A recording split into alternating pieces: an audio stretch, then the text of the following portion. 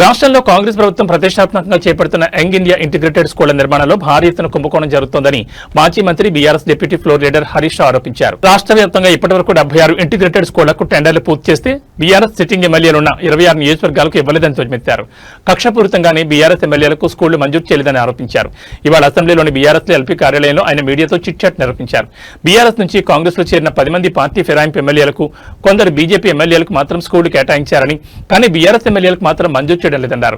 Integrated school నిర్మాణంలో జరిగిన ఈ 100 కోట్ల టెండర్ల కుంభకోణంపై శాసనసభలో ప్రభుత్వాన్ని గట్టిగా నిలదీస్తామని, నా దగ్గర ఈ స్కామ్కు సంబంధించి ఇంకా పూర్తి ఆధారాలు, వివరాలు ఉన్నాయని వాటన్నిటిని అసెంబ్లీ సమావేశాల్లో సభ సాక్షిగా బయటపెడతానన్నారు.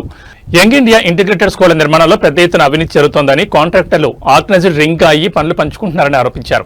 76 స్కూళ్లకు సంబంధించిన ప్రతి టెండర్ కు ఎక్సెస్ ధర కోట్ చేసి దక్కించుకున్నారు.